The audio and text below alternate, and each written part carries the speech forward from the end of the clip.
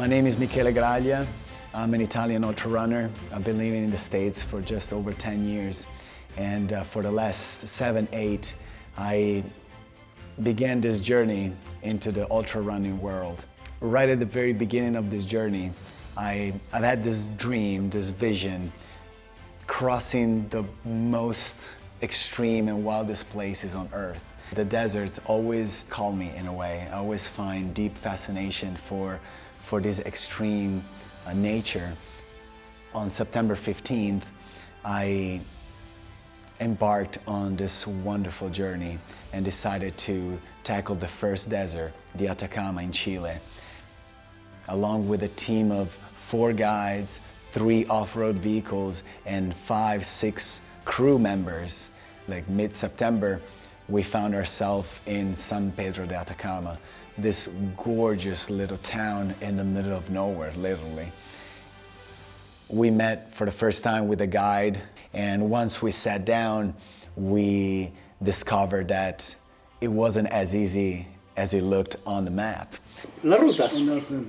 No hay un mapa tan grande como para hacerlo. Comenzamos acá, ¿cierto? Okay. Yo quiero evitar, tenemos fiestas, 6 días de fiesta en Chile. Sí. Mucho alcohol. Mucho alcohol. Sí, Es el programa perfecto. Mucha ruta. Yo quiero evitar todas las rutas grandes. Okay.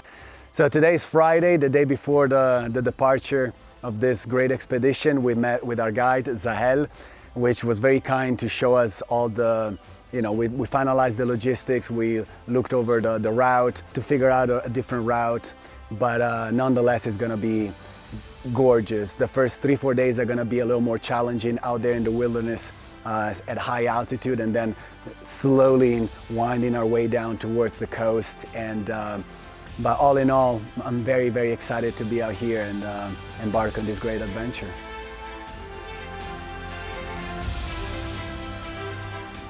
Why? Well, the reason is that we weren't expecting all these restrictions from the army, from the mining companies, and pretty minor detail that was left out is the fact that a very large area of that desert is covered with landmines.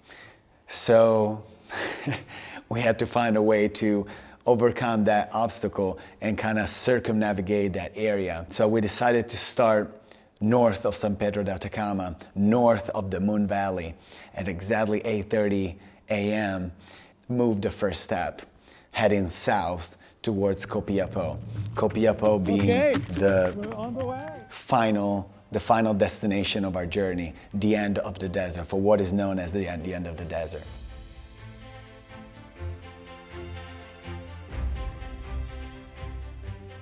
We started at an elevation of about 7,500 feet, 7,500 feet, and we cruised along the first day, this high prairie, this high plateau with incredible winds. The strength coming right straight into you, and with this dry, hot air. The beauty all around us kind of gave us the strength to keep pushing forward. The crew did an excellent job connecting each and every point, supporting me throughout, giving me all everything I needed, basically, from water to ice to food and all the little things in between.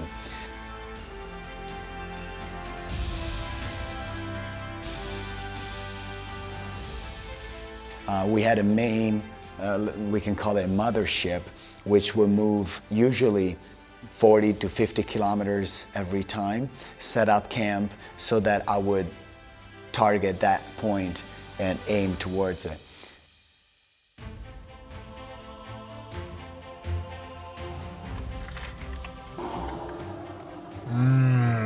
Every time I got into camp, a delicious meal was prepared. Mostly, I ate a ton of avocados and all these things, potatoes. It was like an eating fest, because of course, running so many miles every day, I had to eat a lot of food.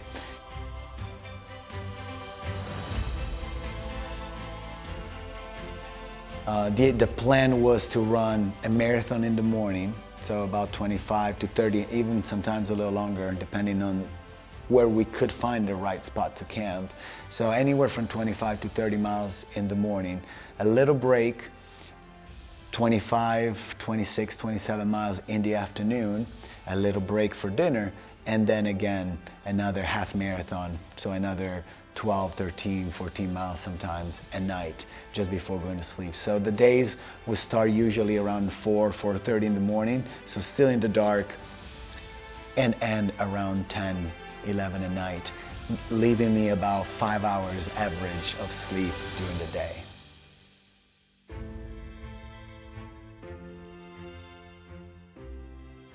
The breaks in between, of course, were just short little breaks, just little stops to eat, perhaps a quick massage, and then right back out. We started out at a pretty good clip, but then, of course, you know, the winds, the dehydration, the heat, the massive temperature change. During the day, we will reach temperatures over 90 degrees Fahrenheit, of course, and then as soon as the sun came down, temperature would drop to 30s, low 40s. Every night we camped under stars, we ate right in front of the fire, and in a way that made it that much more real, that much more raw, and that much more intense for everybody.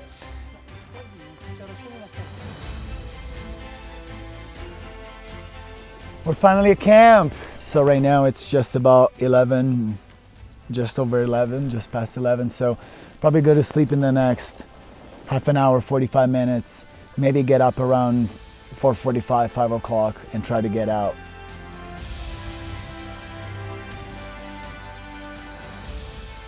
Il problema è mantenere, diciamo, la forma che ha attualmente e non superare determinati limiti in maniera tale da proseguire questa sua corsa, che è assolutamente aerobica, per cui non va mai incontro a momenti di sovraffaticamento muscolare.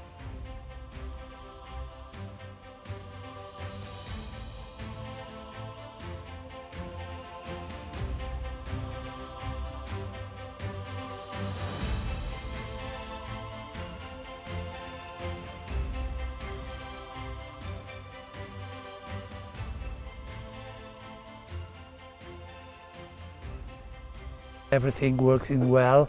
Also during the afternoon when there was a lot of wind, but everything was okay. And Michele do his job. He ran the first marathon really fast. The second have a problem with the wind, but he still ran 42K, 26 miles very well.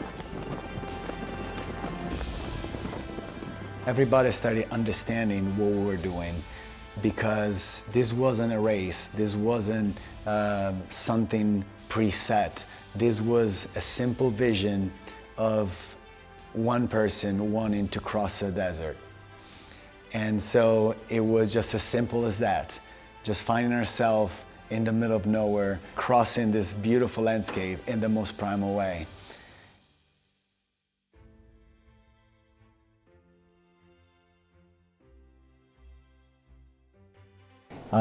I'm very happy the way the team is working. There's a great synergy between everybody. The crew, the guides, the rest of the team, everybody's just, you know, bringing in a positive energy, and that makes a big, big difference for me.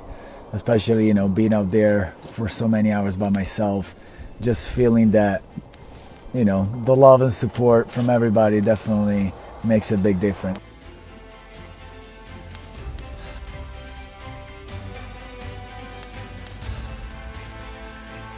Towards the fourth day, we had to get from this desert valley up one side of this final Cordillera, which is this mountain range just before the coast, which took us for another big climb of almost from basically 3,000 to another 7,000, 8,000 feet.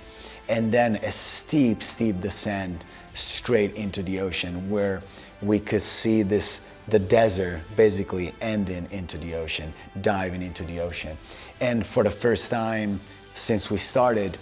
So eventually we started seeing little cacti, we started seeing little plants, and eventually we started seeing birds, and eventually we started seeing llamas and this and this and that. So it kind of brought the spirit up so that you could connect to everything around. Despite being on the coast, it didn't get any easier. The terrain was extremely windy, was extremely, it wasn't as flat as I hoped for. This road kept on going inland and then diving back towards the ocean, and then perhaps climbing another 2,000, 3,000, 4,000 feet and then descending again. So it was definitely quite challenging. On more than the muscles, it was challenging on the joints.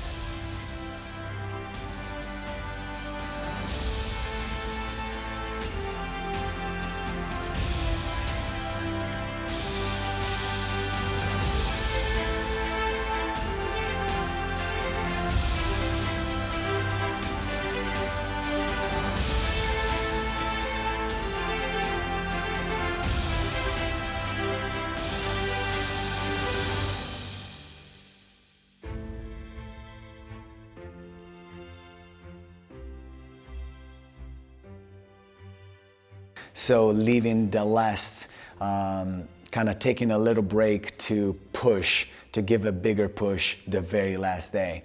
And the last day we ran just over 70 miles and lived these incredible emotions, this incredible feeling of getting into Copiapó, reaching that main square and celebrating the finish with everybody that followed me along the journey.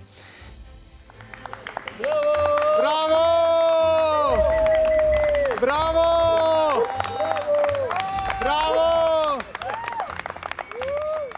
It's something that I still need to comprehend. For me in particular, I wasn't sure if I was going to be able to do it in the first place, because I never ran such a long distance. I never done anything like it. This is the most fascinating part of this discipline, is the fact that we find out that we're all capable of a lot more than what we think we can. And this is inspiring, this is empowering, and you cannot buy anywhere. It's something that nobody can take away from you. You'll never be stripped away from this experience, and it will be in our hearts for the rest of our lives.